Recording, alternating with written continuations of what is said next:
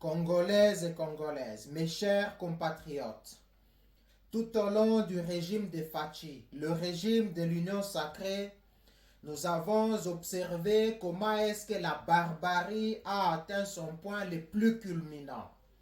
Une certaine barbarie accompagnée de l'arrogance à outrance. Nous avons eu affaire aux gens qui font passer le mal pour le bien pour le mal, le vrai pour le faux pour le vrai. Et actuellement encore, ils sont en train de faire passer la tricherie à grande échelle pour une vérité incontestable. Nous avons affaire aux gens qui tirent tout le monde vers le bas. Ils créent la diversion avec des faux débats, des débats séparatistes. Bref, nous pouvons dire qu'avec ce régime, le mal a atteint son paroxysme. Eu égard à ce que nous venons d'évoquer, que faire pour se libérer de ces preneurs d'otages, que dis-je, de ces braqueurs du pouvoir impitoyables et sans aucun remords? Nous savons que la population continue à demeurer vigilante. Toutefois, elle ne sait pas à quel sens se vouer. En ce sens que d'un côté, nous avons Félix Tshisekedi et de l'autre côté, nous avons les opposants. Et la population se retrouve au milieu. Certains disent que Félix constitue l'axe du mal et les opposants constituent une lueur d'espoir. Ceux qui disent que Félix constitue l'axe du mal estiment que Félix, c'est bien lui l'élément perturbateur dans tout ce qui se passe, dans tous les désordres. L'élément perturbateur s'appelle tout simplement Félix Tshisekedi. Certains disent que Félix constitue une calamité pour la République démocratique du Congo. Certains d'autres disent que Félix constitue l'expression de la méchanceté la plus éloquente, une forme de malédiction contagieuse. Bref, tous ceux qui ont des acquaintances avec Félix se retrouvent de façon volontaire ou involontaire induits en erreur. Souvenons-nous qu'après son discours de Mertiras, nous avons vu qu'une poignée des évêques, les évêques de l'obédience de Félix Tshisekedi, s'étaient retirés pour aller encenser le pouvoir braqué, le pouvoir mal acquis, pour aller encenser le braquage du pouvoir de Félix Tshisekedi. Et de l'autre côté, nous avons la CENI qui ne sait pas faire son travail de façon tout à fait indépendante, neutre ou impartiale. Tout simplement puisque Félix se retrouve dans la course. Et avec la présence de Félix, tout doit être boutiqué. Tout doit être teinté de tricherie. Il faut qu'il y ait toujours des choses.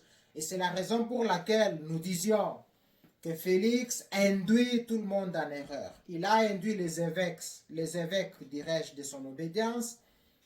Il est en train d'induire la CENI aussi en erreur. Et il est en train d'induire aussi la Cour constitutionnelle en erreur, puisque la Cour constitutionnelle ne peut plus travailler les mains libres. Tout simplement puisque Félix est là, Félix est dans la course. Il faut que tout soit tranché en faveur de Félix Tshisekedi. Bref, nous voyons que Félix induit tout le monde en erreur. Et tout le monde sait comment est-ce que Félix a eu le pouvoir. C'était suite à des compromis à l'africaine. Il suffisait tout simplement que Félix se retire de la course pour que les choses tournent encore de façon plus ou moins normale. Puisqu'à ce moment-là, la CENI pouvait travailler encore avec les mains libres, ainsi que la Cour constitutionnelle. Mais Félix, puisque c'est lui l'élément perturbateur, il est là et tout tourne autour de lui. Les désordres, l'embrasement du pays, c'est toujours autour de Félix Tshisekedi. Mais de l'autre côté, la population met encore son espoir dans les opposants. Les opposants ont raison de s'appuyer sur l'article 64, puisque c'est l'article qui donne un moyen tout à fait légal de contestation. Ce que nous demanderons aux opposants, c'est de faire peut-être les choses d'une autre manière. Puisque la folie consiste, selon Albert Einstein, à faire la même chose dans les mêmes circonstances et s'attendre à un résultat différent. Ça, c'est la folie. Puisque les opposants nous demandent de descendre sur la rue de la même manière, dans les mêmes circonstances, et cela depuis des décennies. Et rien ne change. Vous savez déjà la suite. Si la population descend sur la rue, la population sera gazée. La population va se faire tirer dessus. La population va retourner à la maison affamée, en train d'enterrer ses morts. Et rien ne va changer. Félix va faire le passage en force. Nous demanderons aux opposants de réajuster le tir, de faire les choses autrement pour ne pas tomber dans la folie de faire chaque fois la même chose et essayer de s'attendre à un résultat différent. Nous demanderons à l'opposition de prendre, d'appliquer une autre formule. Et si les opposants veulent que la population puisse aller descendre dans la rue comme toujours, nous allons demander aux opposants d'envoyer d'abord leurs enfants, leurs femmes et leurs membres de famille et nous allons suivre derrière. Puisque vous savez déjà la suite, vous allez refaire la même chose, vous ne devez pas vous attendre à un résultat différent. Nous demanderons à l'opposition de réunir tous les vulnérables, toutes les personnes vulnérables, les personnes de troisième âge, donc les vieillards, prendre aussi les handicapés, les sensibiliser, même 2000 personnes, les faire passer à l'avant-garde. Ensuite, vous prenez nos mamans, les jeunes femmes, qui constituent aussi un groupe faible. Vous les faites passer en deuxième position. Et vous prenez maintenant les hommes en troisième position. Puisque vous savez que si vous faites passer les jeunes braves à l'avant-garde, on va dire qu'ils sont instrumentalisés, ils ont été drogués, on va les disperser sans pitié. Vous savez, les preneurs d'otages n'ont pas de remords. Si vous faites cela, ils vont tirer sur les jeunes, ils vont les gazer, ils vont se disperser et rien ne changera. Donc il faut essayer de changer de tactique. Il faut changer la manière de faire les revendications, la manière de faire la marche. Puisque vous avez la population entre vos mains.